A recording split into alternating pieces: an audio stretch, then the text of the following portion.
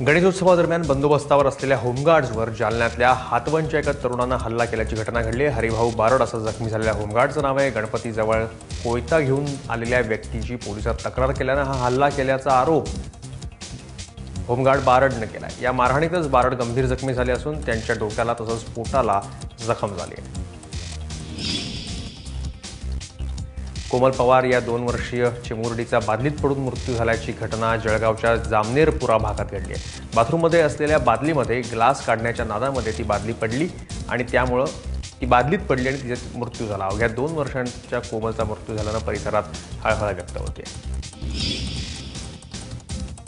अहमदनगरला पोलिसांच्या वाहनांवरील GPS यंत्रणा कार्यान्वित करण्यात आली आहे. पालकमंत्री राम शिंदे, पोलीस अधीक्षक सौरभ त्रिपाठी आणि जिल्हाधिकारी अनिल कवडे यांच्या उपस्थितीत GPS यंत्रणेचं उद्घाटन करण्यात आलं. 113 दुचाकी आणि पेट्रोलिंगच्या वाहनांवर GPS यंत्रणा बसवण्यात आली आहे. त्यामुळे पोलिसांच्या वाहनांवर नियंत्रण ठेवून कायदा सुव्यवस्था राखण्यास मदत होणार आहे.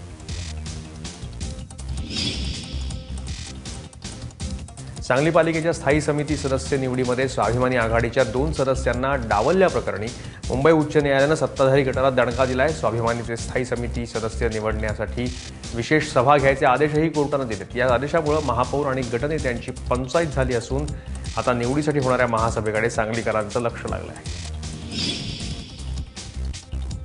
अहमदनगर जिल्हा परिषदेचे आदर्श शिक्षक पुरस्कार प्रदान करण्यात आलेत.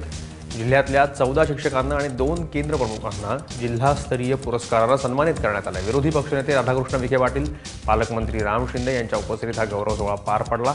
यावेळेस मान्यवरांनी शिक्षक बँकेतल्या गोंधळावरून शिक्षकांच्या सबुरीचा सल्लाही दिला. एबीपी माझाच्या नागपूर ब्युरो चीफ सरिता कौशिक यांना पत्रकारिता क्षेत्रातील जनजागरण रत्न या पुरस्कारानं सन्मानित करण्यात आलं. लातूर इथल्या MIT कॉलेजच्या सभागृहात राज्याचे अन्न आणि नागरी पुरवठा मंत्री गिरीश बापट यांच्या हस्ते हा पुरस्कार देण्यात आला. त्यावेळेस वेगवेगळ्या क्षेत्रात कार्य करणाऱ्या 9 व्यक्तींना पुरस्कार देऊन गौरवण्यात आला.